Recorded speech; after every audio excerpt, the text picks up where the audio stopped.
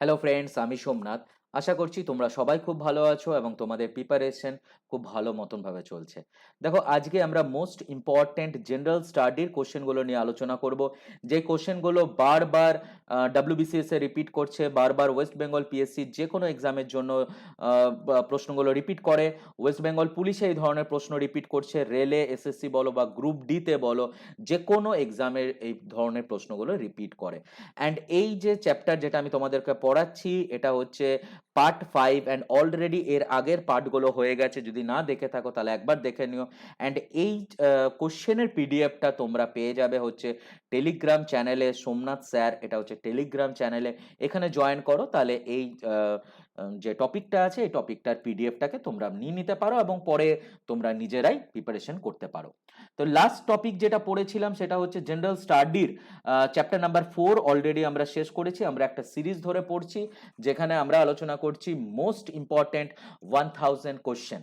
তো চলো আজকের যে ক্লাস সেটা স্টার্ট করছি। এখানে বলেছে দ্য ফেমাস বুক বৃহৎ সামহিতা ওয়াজ এ ট্রিটিসাইজ অন। বৃহৎ সামহিতা রচনা করেছিলেন হচ্ছে বরাহ মির। অ্যান্ড এই বইটা কিসের উপরে ছিল, এটাই হচ্ছে প্রশ্ন দিয়েছে। এটা হচ্ছে অ্যাস্ট্রোনমির উপরে। তো এই ধরনের প্রশ্ন কিন্তু ভেরি কমন প্রশ্ন। অ্যান্ড দেখো, প্রত্যেকটা প্রশ্ন সলিউশন কিন্তু তোমাদের জন্য রইলো, যাতে তোমরা পরে গিয়ে প্রিপারেশন নিতে পারো।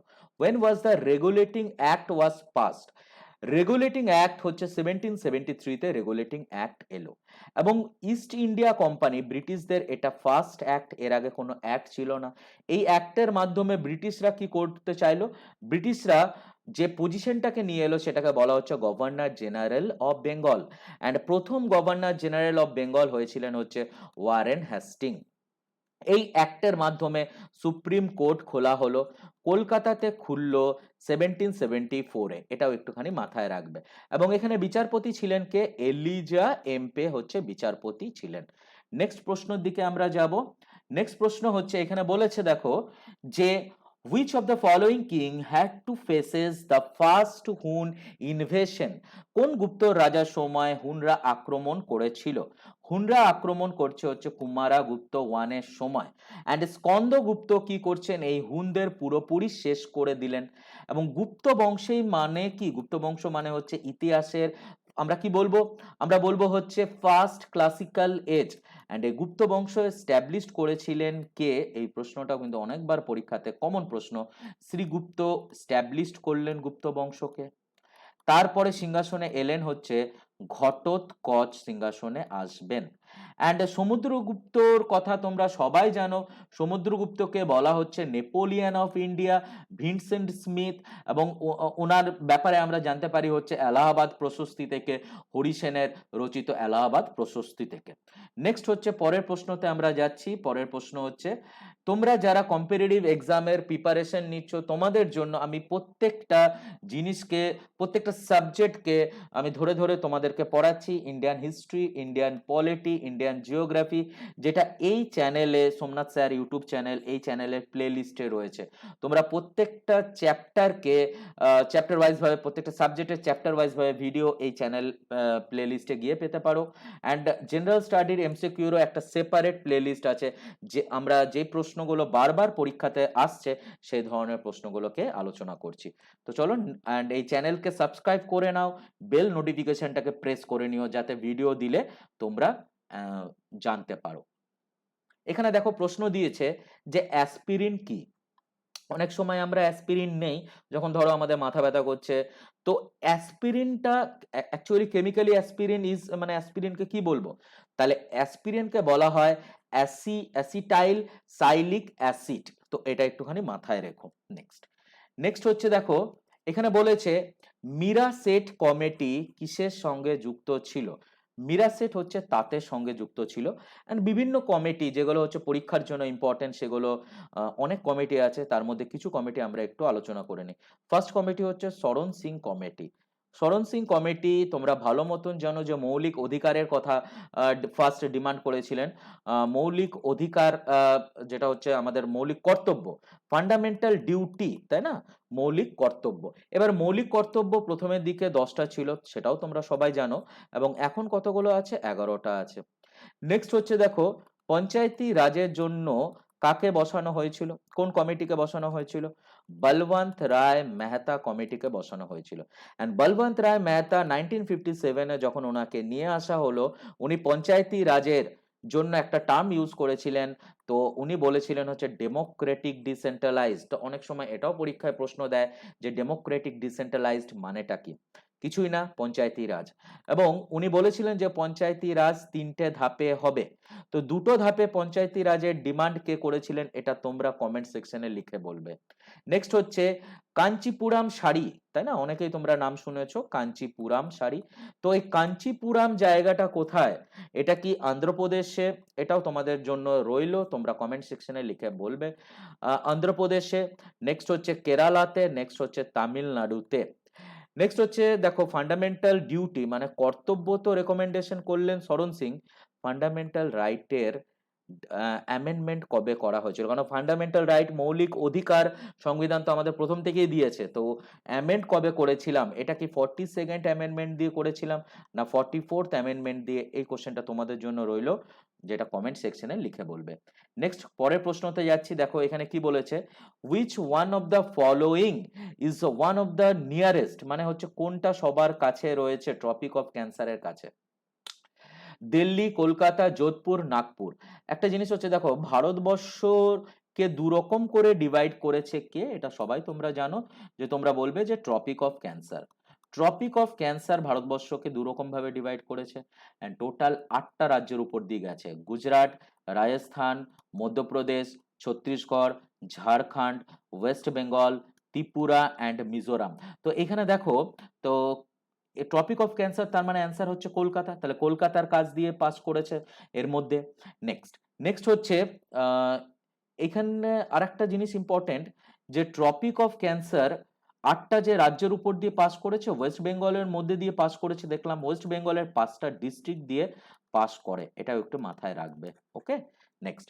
তোমরা যারা কম্পিটিটিভ এক্সামের প্রিপারেশন নিচ্ছ, তোমাদের জন্য প্রত্যেকটা বিষয় আলটিমেট হ্যান্ড রিটেন নোটস করা হয়েছে, যেগুলো হচ্ছে এই টেলিগ্রাম চ্যানেলে তোমরা যাও, সেখানে লিঙ্ক পেয়ে যাবে, বা এই ভিডিওর ডেসক্রিপশন বক্সের লিঙ্কগুলো রয়েছে, সেখান থেকেও তোমরা পেতে পারো। নেক্সট নেক্সট হচ্ছে খলসা প্রথা কে চালু করেছিলেন? তো এই একটা কমন প্রশ্ন, যে খলসা প্রথা চালু করলেন হচ্ছে গুরু গোবিন্দ সিং চালু করেছিলেন 1699-এ উনি এই প্রথাটি চালু করলেন। নেক্সট পরের প্রশ্নতে চলে এসো, মধ্যপ্রদেশ কতগুলো স্টেটের সঙ্গে বাউন্ডারি করছে? অ্যাকচুয়ালি হচ্ছে মধ্যপ্রদেশ 5টা স্টেটের সঙ্গে বাউন্ডারি করে। উত্তরপ্রদেশ সব থেকে বেশি স্টেটের সঙ্গে বাউন্ডারি করে। উত্তরপ্রদেশ 8টা রাজ্যের সঙ্গে বাউন্ডারি করছে, আর নেপালের সঙ্গে ইন্টারন্যাশনাল বাউন্ডারি। মধ্যপ্রদেশ থেকে দুটো নদী যেটা ভেরি ইম্পর্টেন্ট, একটা হচ্ছে নর্মদা অ্যান্ড আর একটা হচ্ছে তাপি নদী। নর্মদা নদী যেটা হচ্ছে মধ্যপ্রদেশে 3টে ড্যাম থাকে, একটা হচ্ছে ফার্স্ট অফ অল হচ্ছে ওমকারেশ্বর ড্যাম। নেক্সট হচ্ছে পরে আর একটা ড্যাম যেটা তোমরা বলতে পারো, যেটা হচ্ছে ইন্দিরা সাগর ড্যাম, ইন্দিরা সাগর ড্যাম। নেক্সট হচ্ছে বার্গি ড্যাম তোমরা বলতে পারো, যেগুলো এগুলো হচ্ছে এই 3টে ড্যাম মধ্যপ্রদেশে রয়েছে নর্মদা নদীতে। অ্যান্ড গুজরাটে নর্মদা নদীর উপরে রয়েছে হচ্ছে সর্দার সরোবর ড্যাম, যেটাও অনেকবার পরীক্ষাতে চলে এসেছে। মধ্যপ্রদেশে সাতপুরাতে হিল স্টেশন রয়েছে, যার নাম হচ্ছে পাঞ্চমারি হিল স্টেশন, পাঞ্চমারি হিল স্টেশন। তো এটাও একটুখানি মাথায় রেখো। নেক্সট পরের প্রশ্নতে এসো। পরের প্রশ্ন বলেছে which of the following was the official language of the Gupta? Gupta যুগের অফিসিয়াল ল্যাঙ্গুয়েজ কোনটা? তো গুপ্ত যুগে যে ভাষাটি ব্যবহার করা হতো সেটা হচ্ছে সংস্কৃত ভাষা, মাথায় একটু রাখো। নেক্সট এখানে বলেছে ইন ইন্ডিয়া ইয়ারলাং জাংবো, ইয়ারলাং টাসাংপো তোমরা শুনেছো, অ্যান্ড একই নাম ইয়ারলাং জাংবো কাকে বলা হচ্ছে? তো গঙ্গা, ইন্দাস, ব্রহ্মপুত্র মহানদী, ইয়ারলাং টাসাংপো জাংবো একই জিনিস, যেটা হচ্ছে ব্রহ্মপুত্রকে আমরা বলছি। কিন্তু এখান থেকে যখন নদীটা অরিজিনেট হচ্ছে, ইয়ারলাং জাংবো বলো বা টাসাংপো, এটা হচ্ছে চেমা ইয়াংডাং গ্লেশিয়ার থেকে অরিজিনেট করলো। এবং ভারতবর্ষের মধ্যে প্রবেশ করছে হচ্ছে যে পাহাড়ের পাশ দিয়ে, তার নাম হচ্ছে নামচা বারোয়া পাহাড়। এরপরে ভারতবর্ষের মধ্যে প্রবেশ করলো হচ্ছে অরুণাচল প্রদেশে। যখন ভারতবর্ষে প্রবেশ করলো তখন নদীর নাম কি হবে? দিহাং হবে হচ্ছে নদীর নাম। নেক্সট হচ্ছে যখন আসামে প্রবেশ করবে তখন নদীর নাম হবে হচ্ছে ব্রহ্মপুত্র, তার আগে নয়। এখানে একটা কোশ্চেন রইলো তোমাদের জন্য, আসামের কোন জায়গাতে ঢুকে নদীর নাম ব্রহ্মপুত্র হয়, মানে হচ্ছে আসামের কোন পয়েন্টটা। নেক্সট আবার দেখো নদী হচ্ছে বাংলাদেশে চলে যাচ্ছে, যখন বাংলাদেশে যায় তখন নদীর নাম হচ্ছে কি যমুনা নদী, যমুনা। ওকে, নেক্সট আমরা পরের প্রশ্নতে যাচ্ছি। পরের প্রশ্ন হচ্ছে which of the following state was not acquired by the Lord Dalhousie doctrine of lapse। শতবিলাপ নীতি, ডলহাউসির যে শতবিলাপ নীতি, উনি কোন রাজ্যকে অ্যানেক্সড করতে পারেননি, অ্যানেক্সড মানে হচ্ছে ছিনিয়ে নেওয়া, তো সেটা হচ্ছে অযোধ্যা বা অযোধ্যা নিতে পারেননি, বাকি কিন্তু সব নিয়ে নিয়েছিল। এবং সাতারা বলো, ঝাঁসি বলো, সম্বলপুর সমস্ত কিছুই নিয়ে নিয়েছিল, যেটা হচ্ছে আহ শতবিলাপ নীতির মাধ্যমে। And important river flowing through the Indian desert. তো তোমরা ভালো মতন জানো, যখন আমরা ভারতবর্ষের ভূপ্রাকৃতি যেগুলো হচ্ছে ডেসক্রিপটিভ ভাবে এই চ্যানেলে প্লেলিস্টেই রয়েছে, তোমরা জানো যে এই সাইডে হচ্ছে ভারতবর্ষের মরুভূমি আছে, যার নাম কি, যার নাম হচ্ছে থার মরুভূমি। অ্যান্ড আমরা বাদবাকি নদীগুলো যদি দেখি, আমরা দেখলাম হচ্ছে নর্মদা মধ্যপ্রদেশ থেকে অরিজিনেট করলো, কৃষ্ণা রিভার হচ্ছে মহারাষ্ট্র মহাবালেশ্বর থেকে অরিজিনেট করে, বিয়াস নদীর উপরে, বিয়াস হচ্ছে কি সব থেকে ইন্দাসের ছোট ট্রিবিউটারি, তাই না, ইন্দাস নদীর সব থেকে ছোট ট্রিবিউটারি, যেটা হচ্ছে রোটাং পাস থেকে অরিজিনেট করছে। এবং বিয়াস নদীর উপরেই হচ্ছে মহারানা প্রতাপ সাগর ড্যাম আছে, মহারানা প্রতাপ সাগর ড্যাম। অ্যান্ড এই মহারানা প্রতাপ সাগর ড্যামের অপর নামকেই আমরা বলি হচ্ছে পং ড্যাম।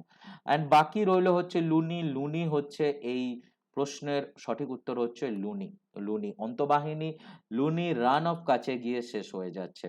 ওকে, নেক্সট নেক্সট এখানে বলেছে যে cow milk is a rich sources of, cow মিল্কে কি আছে, দেখো ভিটামিন আছে, কিন্তু এখানে বলেছে যে কোন ভিটামিন, এটা হচ্ছে ভিটামিন বি, ভিটামিন বি যেটা হচ্ছে কাউ মিল্কে রয়েছে ম্যাক্সিমাম জিনিসটা। নেক্সট পরের প্রশ্ন দেখো, সাইলেন্ট ভ্যালি অফ কেরালা কিসের জন্য বিখ্যাত, সাইলেন্ট ভ্যালিতে কি রয়েছে। তো এইখানে যেটা রয়েছে সেটা হচ্ছে যে বিভিন্ন স্পিসিস গুলো রয়েছে, rare species of plant and animal, এই প্রশ্নের উত্তর।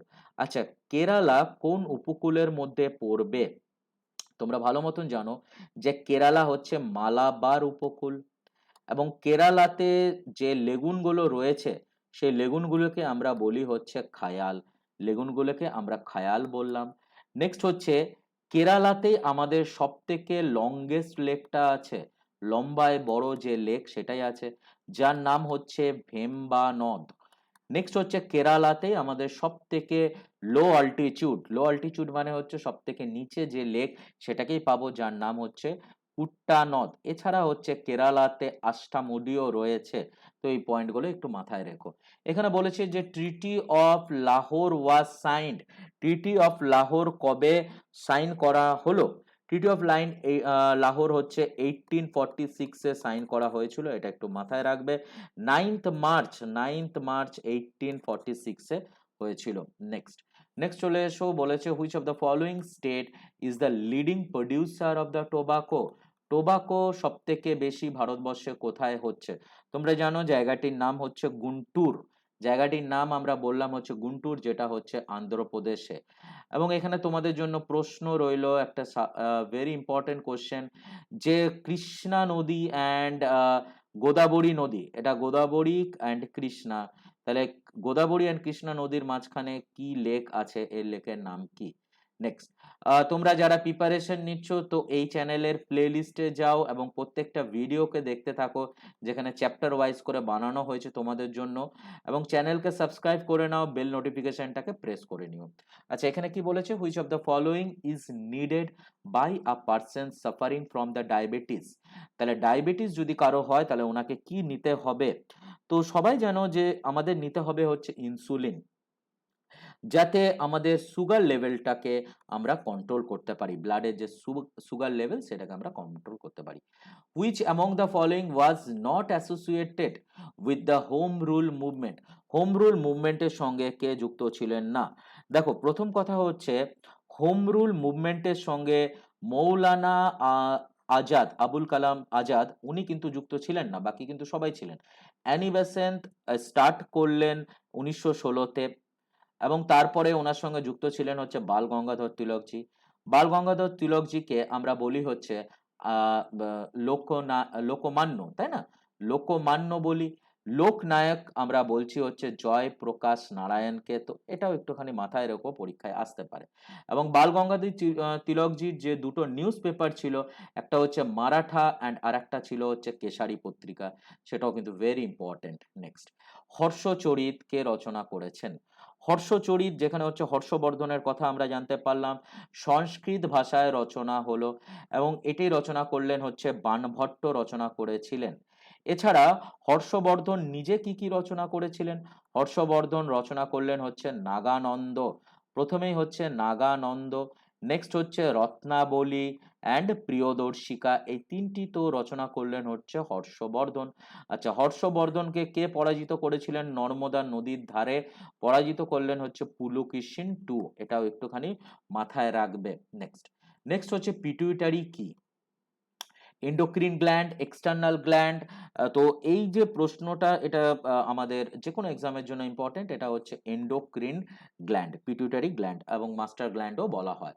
এরপরে দেখো, which of the following upheavals took place in the Bengal immediately after the revolt of 1857? 1857, এবং এই 1857কে বলা হলো ফার্স্ট ওয়ার অফ ইন্ডিপেন্ডেন্স। এবং তোমরা ভালো মতন জানো যে আমরা 1857তে হেরে গিয়েছিলাম, কিন্তু এটাই আমাদের স্বাধীনতার প্রথম যুদ্ধ ছিল, তাই না? এবং এরপরে আমাদের যেটা হলো সেটা হচ্ছে যে আমরা কি বলবো, নীল বিদ্রোহ। নীল বিদ্রোহ যেটা 1859-এ হলো। এবং নীল বিদ্রোহ নাটক, নীল বিদ্রোহের উপরে রচনা করা হলো, দীনবন্ধু মিত্র রচনা করেছিলেন এবং মাইকেল মধুসূদন দত্ত সেইটিকে আবার ইংলিশে ট্রান্সলেট করেছিলেন, তাই না? নেক্সট, নেক্সট হচ্ছে দেখো, এখানে বলেছে যে increasing the cash reserve ratio, CRR, এটা একটা মনিটারি টুলস আরবিআই এর, যেখানে হচ্ছে মনিটারি পলিসিগুলোকে কন্ট্রোল করা হচ্ছে। যদি সিআরআর একটা ব্যাংকে, একটা যে কোনো ব্যাংক, এটা সে ন্যাশনালাইজড হোক বা প্রাইভেট হোক, পাবলিক হোক, তো ব্যাংক কি করছে, ব্যাংকে কিন্তু ডিপোজিট করে রাখতে হচ্ছে আরবিআই এর কাছে in the form of the CRR. ক্যাশের, ক্যাশে কিন্তু ডিপোজিট করতে হয়। অ্যান্ড আর একটা টার্ম হচ্ছে এসএলআর, স্ট্যাটিউটারি লিকুইডিটি রেশিও, এটা হচ্ছে হয় গোল্ডে ডিপোজিট করতে হবে আদার দ্যান ক্যাশ, ক্যাশ নয়, ক্যাশকে বলবো হচ্ছে সিআরআর। তাহলে কি হতে পারে, যদি সিআরআরটা বেড়ে যায়, সিআরআর এর যে রেটটা, এটা যদি বেড়ে যায়, তাহলে আমাদের কি হতে পারে, কিসের প্রভাব হতে পারে? তখন হচ্ছে তাহলে আমরা কি বলতে পারি, এটা হচ্ছে যে increasing the CRR ratio will decrease হয়ে যাবে এখানে। ওকে, উইল ডিক্রিজ দ্য, এখানে ইনফ্লেশনের উপরে কি প্রভাব পড়বে, এটাই কোশ্চেনটা ছিল। তো এখানে গোটাটা লেখা নেই, এটা হচ্ছে will affect on the inflation, মুদ্রাস্ফীতির উপরে কি এফেক্ট পড়বে, তো সেখানে মুদ্রাস্ফীতি কিন্তু কমে যাবে, উইল ডিক্রিজ। ওকে, নেক্সট কোশ্চেনের দিকে এসো। এখানে বলেছে during the uprising of 1857, which part of India was largely unaffected? 1857 যে মহাবিদ্রোহ, সেই বিদ্রোহ কিন্তু অর্গানাইজ ছিল না। আমরা জানি যে এক একটা জায়গায় বিদ্রোহটা হচ্ছে, সিপাই বিদ্রোহ যেটা আমরা বলছি, কিন্তু দেখো এখানে পাঞ্জাবে কিন্তু কোনো এফেক্ট পড়েনি, বাকি সব জায়গায় কিন্তু এফেক্ট পড়েছিল। নেক্সট, পরের প্রশ্ন দেখো, in article number 88, which committee recommended that all type of taxes exemption to be closed? এটা কোন কমিটির কথা ছিল? তো এটা ছিল হচ্ছে কেলকার কমিটির কথা। কেলকার কমিটি, ট্যাক্সের উপরে এই কমিটিকে বসানো হয়েছিল, কেলকার কমিটি। নেক্সট, পরের প্রশ্নতে এসো, who presided over the second session of the Indian National Congress? Indian National কংগ্রেসের সেকেন্ড সেশন 1886-এ দাদাভাই নরোজি ছিলেন। দাদাভাই নরোজিকে grand old man of India বলা হচ্ছে, এবং এটি বলেছিলেন কে, বলেছিলেন হচ্ছে গ্ল্যাডস্টোন বলেছিলেন দাদাভাই নরোজিকে। দাদাভাই নরোজি ইন্ডিয়ান ন্যাশনাল কংগ্রেসে তিনবার ছিলেন, একবার 1886-এ, একবার 1893-তে, অ্যান্ড লাস্ট টাইম উনি ছিলেন হচ্ছে 1906-তে। তো সেটাও একটুখানি মাথায় রেখো। পরের প্রশ্নতে এসো, এখানে বলেছে who was the chairman of the 13th finance commission? 13 number finance commission যেটা চেয়ারম্যান কে, সেটাই প্রশ্নটা এসছে। তো তোমরা এখানে ভালো মতন জানো যে 13 ফিনান্স কমিশন, তো বিজয় কেলকার জি ছিলেন হচ্ছে 13 ফিনান্স কমিশনের চেয়ারম্যান। নেক্সট হচ্ছে বন্দে মাতরম, এখানে বলেছে পত্রিকা, উপন্যাস নয়। Who edited the journal Bande Mataram in the Paris? তাহলে বন্দে মাতরম কে করেছিলেন? মাদাম ভিকাজি কামা, তাই না, যেটা হচ্ছে প্যারিসে উনি করলেন। এন্ড আমরা ভালো মতন জানি যে বন্দে মাতারাম আমরা প্রথমবার গাইলাম ইন্ডিয়ান ন্যাশনাল কংগ্রেসে, এবং কবে গাইলাম? 1896-এ গাইলাম। এবং এখানে একটা প্রশ্ন দেয় যে এই 1896-এ কে ছিলেন? রাহিমতুল্লাহ সাহানি জি ছিলেন। বন্দে মাতরম কোন ঋষি বঙ্কিমচন্দ্র চট্টোপাধ্যায় যে রচনা করলেন, কোন উপন্যাস থেকে আমরা নিয়েছিলাম? আনন্দ মঠ থেকে আমরা নিয়েছিলাম, এটাও একটু মাথায় রাখবে। এবং আনন্দ মঠে কিসের কথা বলা হয়েছে? কোন বিদ্রোহের কথা? সন্ন্যাসী বিদ্রোহের কথা বলা হয়েছিল, এটাও একটুখানি মাথায় রেখো। নেক্সট নেক্সট হচ্ছে in which battle did Maharana Sanga defeated Ibrahim Lodi? তাহলে কোন যুদ্ধে মহারাণা সংঘ ইব্রাহিম লোদিকে পরাজিত করলেন? তাহলে ব্যাটেল অফ খাতলি, খাতলির যুদ্ধে পরাজিত করেছিলেন 1508-এ, 1508। ওকে, নেক্সট পরের প্রশ্নতে এসো। What is the brain of the cell? তাহলে এই অপশনের মধ্যে আমরা যদি বলি, দেখো কোষকে ডিসকভার করেছিলেন রবার্ট হুক, তাই না? রবার্ট হুক ডিসকভার করলেন 1665-এ। কিন্তু এখানে বলেছে যে কোষের ব্রেন আমরা কাকে বলি? ব্রেন বলি হচ্ছে নিউক্লিয়াসকে। এবারে যদি বলি যে কোষের পাওয়ার হাউস কাকে বলা হচ্ছে, যদি বলতে হয় তাহলে আমরা বলবো হচ্ছে মাইট্রোজোমকে, এই মাইটোকন্ড্রিয়াকে। রাইবোজোম মানে আমরা কি বলছি? রাইবোজোম মানে হচ্ছে যে প্রোটিন সিনথেসিস করছে, প্রোটিন ম্যানুফ্যাকচার করছে। নেক্সট পরের প্রশ্নতে এসো। NABARD, very important. রুরাল ব্যাংকের হেড হচ্ছে নাবার্ড। তো এই রুরাল ব্যাংক কবে এসেছিল? যদি এই প্রশ্নটাই আসে, রুরাল ব্যাংক সেট আপ হয়েছিল হচ্ছে 1975-এ। এবং তারপরে নাবার্ড রেকমেন্ডেশন কে করলেন? রেকমেন্ডেশন নাবার্ডের হলো হচ্ছে 1982-তে, এবং দিয়েছিলেন হচ্ছে শিবরামন কমিটি রেকমেন্ডেশন করলেন।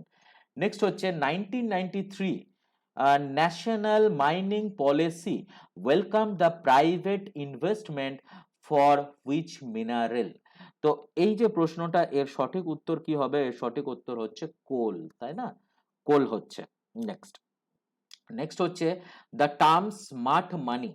স্মার্ট মানি আমরা কিসের সঙ্গে যুক্ত করতে পারি? Internet banking, credit card, bank bank money, বা money made in the hands of the people. So আমরা ক্রেডিট কার্ডকে বলি হচ্ছে আমাদের স্মার্ট মানি। ওকে, নেক্সট নেক্সটে চলে এসো পরের প্রশ্ন। Which Sufi saint was put to death by Jalaluddin Khilji for অ্যাটেমিং রিবেলিয়ান? বিদ্রোহের জন্য আমরা জালালউদ্দিন খিলজি কাকে হত্যা করেছিলেন? তো তার সঠিক উত্তর হচ্ছে আহ, সিদি মৌলা। সিদি মৌলা হচ্ছে তার সঠিক উত্তর, এটা একটু মাথায় রাখবে। নেক্সট হচ্ছে the state which record the highest productivity of the fish. ফিশের, মাছের জন্য ব্লু রেভলিউশন হয়েছিল, এটা একটু তোমরা মাথায় রেখো। পার ইউনিট ইন ইন্ডিয়া, তাহলে কোথায়? দেখো প্রথম কথা, মাছ চাষ কোথায় বেশি হতে পারে? নিশ্চয়ই কোস্টাল এরিয়া ছাড়া হবে না, এবং এখানে যা যা স্টেট আছে সেগুলো সবই কোস্টাল স্টেট। তাহলে এখানে সঠিক উত্তরটা কি হবে? সেটা হচ্ছে কেরালা। কেরালাতে কিন্তু মাছ চাষ সব থেকে বেশি হয়। এবং এই যে কোস্টাল যে প্লেনটা, এখানে কতগুলো রাজ্য ঢুকবে? এখানে হচ্ছে 9টা রাজ্য কিন্তু কোস্টাল প্লেনের মধ্যে ঢুকবে। Next, who founded the Indian reform association? 1870। 1870-এ ইন্ডিয়ান রিফর্ম অ্যাসোসিয়েশন বানালেন, প্রতিষ্ঠা করলেন হচ্ছে কেশব চন্দ্র সেন। কেশব চন্দ্র সেন 1870-এ করলেন ইন্ডিয়ান রিফর্ম অ্যাসোসিয়েশন। নেক্সট হচ্ছে দ্য বেল্ট এক্সটেন্ডিং ফ্রম, আমরা যদি অমৃতসর, নেক্সট অমৃতসর থেকে লুধিয়ানা অবধি যাই, তাহলে এই যে বেলটা পাচ্ছে, এখানে কি ধরনের শিল্প বেশি হতে পারে? তো অবভিয়াসলি পাঞ্জাব, লুধিয়ানা, অমৃতসর, এই সমস্ত জায়গাতে হচ্ছে আমাদের উল, তাই না? উল ইন্ডাস্ট্রি। আমার ডেসক্রিপটিভ ক্লাস ইন্ডিয়ান জিওগ্রাফির উপরে ইন্ডাস্ট্রি অলরেডি আমি করিয়ে দিয়েছি, যদি না দেখে থাকো একবার দেখে নিও। আচ্ছা, next, which of the following Sultan had the greatest number of the slave in his court? তাহলে কোন সুলতানের কাছে বেশি স্লেভ ছিল? ফিরোজ তুগলক, তাই তো? ফিরোজ শাহ তুগলকের কাছে কিন্তু স্লেভ সব থেকে বেশি ছিল ওনার কোর্টে। আচ্ছা, এখানে বলেছে where is the 90 east ridge is situated? তা এটা কোন ওশেনের মধ্যে রয়েছে? তা এটা হচ্ছে আমাদের ইন্ডিয়ান ওশেনের মধ্যে থাকে, ইন্ডিয়ান ওশেন, তাই না? তো এটাও একটুখানি মাথায় রাখবে, ইন্ডিয়ান ওশেনের মধ্যে। এরপরে চলে এসো next প্রশ্নতে, which among the following site is not located in the Gujarat? দেখো সুরকাডাটা, নেক্সট লোথাল, নেক্সট ধোলাবাড়ি, বানাওয়ালি। বানাওয়ালি কোথায় আছে? তোমরা ভালো মতন জানো যে বানাওয়ালি হচ্ছে হরিয়ানাতে রয়েছে, তাই না? তো এটা তো অ্যান্সার হবে না। তো বাকিগুলো সবই আমাদের গুজরাটেই আছে। নেক্সট নেক্সট হচ্ছে ভার্নাকুলার প্রেস অ্যাক্ট কবে এলো? ভার্নাকুলার প্রেস অ্যাক্ট 1878 এ এলো, এবং লর্ড লিটনের সময় হচ্ছে ভার্নাকুলার প্রেস অ্যাক্ট এসেছিল। Okay, next, who among the following Sikh guru founded the Gurmukhi script? Gurmukhi script কোন গুরু নিয়ে এসেছিলেন? তো গুরু অঙ্গদ জি কিন্তু নিয়ে এলেন হচ্ছে গুরুমুখী স্ক্রিপ্ট, এটা একটু মাথায় রাখবে। ওকে, এবং উনি সেকেন্ড গুরু ছিলেন। নেক্সট নেক্সট হচ্ছে হু অ্যামং দ্য ফলোইং ওয়াজ ইললিটারেট? কে ইললিটারেট ছিলেন? জাহাঙ্গীর, শাহজাহান, আকবর অ্যান্ড অরঙ্গজেব। দেখো আকবর ইললিটারেট পার্সন ছিলেন এবং উনার সভাতে কিন্তু নবরত্ন ছিল, এটা একটু মাথায় রেখো। নেক্সট নেক্সট প্রশ্ন হচ্ছে দেখো, the master gunner who helped Babur to win the first battle of the Panipat? পানিপথের প্রথম যুদ্ধ 1526, তোমরা সবাই জানো, একদিকে বাবর, একদিকে হচ্ছে ইব্রাহিম লোদি। কিন্তু এখানে বলেছে যে বাবরকে কে হেল্প করেছিলেন। ওকে, বাবরকে কে হেল্প করেছিলেন, এই যে প্রশ্নটা, এটা ভেরি ইম্পর্টেন্ট অ্যান্ড খুব আনকমন একটা প্রশ্ন, খুবই আনকমন একটা প্রশ্ন। তো এই প্রশ্নটার উত্তর হচ্ছে যে দেখো দুজনেই হেল্প করেছিলেন, উস্তাদ আলী অ্যান্ড মুস্তাফা। তো ওনারা দুজনেই কিন্তু হেল্প করেছিলেন। Okay, next, which of the following is known as the little Akbar? Mughal বংশের লিটিল আকবর কাকে বলা হচ্ছে? তোমরা ভালো মতন জানো যে আকবরের উপরেও আমি, মুঘল বংশের উপরেও আমি ডেসক্রিপটিভ ভাবে ক্লাস করিয়ে দিয়েছি। যদি না দেখে থাকো এই চ্যানেলের প্লে লিস্টে যাও, ইন্ডিয়ান হিস্ট্রি, তোমরা টপিকটাকে দেখো, সমস্ত জিনিস তোমাদের ক্লিয়ার হয়ে যাবে। তো এখানে লিটিল আকবর বলা হলো হচ্ছে শাহজাহানের যে সন্তান দারা শুকোকে বলা হলো, এবং তোমরা ভালো মতন জানো উনি একজন স্কলার ছিলেন, পণ্ডিত মানুষ ছিলেন। তো সেটাও একটুখানি মাথায় রাখো। দারা শুকো উপনিষদকে, মানে উপনিষদ হচ্ছে বেদের শেষ ভাগ, এবং কতগুলো উপনিষদ আছে? 108টি উপনিষদ, যার মধ্যে 60টি উপনিষদ দ্বারা শুকোজি পার্সি ভাষায় ট্রান্সলেট করেছিলেন, এটাও একটুখানি মাথায় রেখো। তো আজকের আলোচনা বিষয় এই প্রশ্ন ছিল। Thank you all for watching. তোমরা যারা এখনো অবধি ডেসক্রিপটিভ ক্লাসগুলো করোনি, ডেসক্রিপটিভ ক্লাসগুলো মোস্ট ইম্পর্টেন্ট। তো এই চ্যানেলের প্লে লিস্টে যাও এবং পরপর ডেসক্রিপটিভ ক্লাসগুলো আছে এবং তারপরে এমসিকিউ গুলোকে প্র্যাকটিস করো। অ্যান্ড এই চ্যানেলের যেটা হচ্ছে যে টেলিগ্রাম চ্যানেল সোমনাথ স্যার, এইখানে এটার পিডিএফকে আমি দিয়ে দিচ্ছি, তোমরা সবাই এই পিডিএফটাকে কালেক্ট করে নাও। চ্যানেলকে সাবস্ক্রাইব করো, লাইক করো, শেয়ার করো, এবং নেক্সট ভিডিওতে তোমাদের সঙ্গে দেখা হচ্ছে।